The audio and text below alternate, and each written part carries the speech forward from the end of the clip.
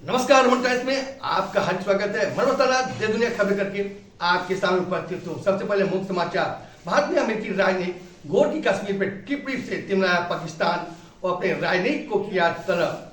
एक माफिया बन गया कोचिंग सिस्टम। राहुल ने कहा कि छात्र कांग्रेस के साथ लोग ढूंढ रहे हैं मोदी के विकल्प। भाजपा ने कहा कांग्रेस राजनीति की अंतिम सांस गिन रही है। झारखंड के छात्र आंदोलन 26वें दिन हुआ समाप्त। भारत ने लंका को 1-0 से हराया। अब समाचार विस्तार से। भारत में अमेरिकी राजदूत सहयोग गौर ने श्रीनगर की अपनी यात्रा पे जम्मू कश्मीर पे भारत का एक महत्वपूर्ण हिस्सा बताया और ये बहुत सुंदर प्रदेश है, ये भारत का अभिन्न हिस्सा है। इस पर टिप्पणी पर पाकिस्तान तिलमिला गया और अपने यहाँ राजनीति को इस्लामाबाद में बुलाकर के अपना विरोध दर्ज किया है। प्रधानमंत्री के आर्थिक सलाहकार परिषद के सदस्य संजीव सान्याल ने देश के कोई संस्थाओं पे उंगलियां उठाई हैं। उनकी जो कोई संस्थाएं हैं एक माफिया ग्रुप पे काम कर रही हैं और उनका कहना है कि ये संस्थाएं शिक्षा प्रणाली को काफी प्रभावित कर रही हैं, बिगाड़ रही हैं और युवाओं को की ऊर्जाओं को गलत दिशा में ले जा रही हैं। झारखंड सरकार ने छात्रों की मांग मानी और इसलिए 26वें दिन छात्रों का आंदोलन समाप्त हुआ। छात्रों का आंदोलन था कि जेपीएससी और जेएससी द्वारा ली गई परीक्षाओं को रद्द किया जाए। इसे सरकार ने मान लिया।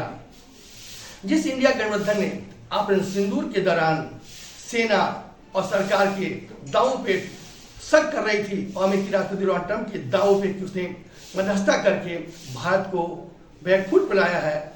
आज वही डोनाल्ड ट्रंप की ये इंडिया गठबंधन विरोध कर रही है, उन पर शक जता रही है। कारण यह है कि अमेरिकी राष्ट्रपति डोनाल्ड ट्रंप ने भारत की चुनाव आयुक्त ज्ञानेश कुमार और चुनाव आयुक्त संस्था को बहुत अच्छा बताया है। ये पढ़ाई इतनी अच्छी है कि अमेरिका को इसे अडॉप्ट करना चाहिए। इससे इंडिया गठबंधन तिमला गया है।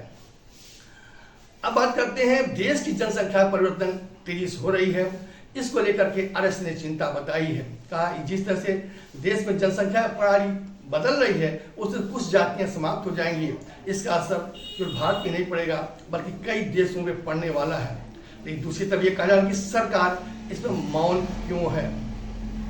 कल दिल्ली में उत्तर प्रदेश मुख्यमंत्री योगी आदित्यनाथ ने जापानी कंपनी के 100 करोड़ का इन्वेस्ट लिया और इसमें बोलते हुए उन्होंने कहा कि 9 वर्षों के दौरान सुरक्षा और स्थायित्व मिलना और सरकार के साथ गति बनाए रखने में जो विदेशी निवेशों को बल मिला है उसका परिणाम है कि उत्तर प्रदेश से निवेशक दिल खोल कर इन्वेस्ट कर रहे हैं, जिससे यहाँ की प्रतिवर्ती आय तिगुनी हो गई है।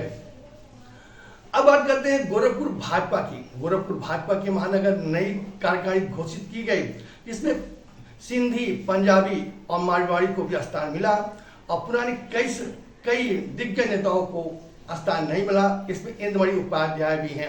इसके साथ साथ कायस्थ समाज इससे नाखुश है क्योंकि इस कार्यकारिणी में किसी कायस्थ को महत्वपूर्ण पद नहीं मिला है। अब बात करते हैं क्रिकेट का।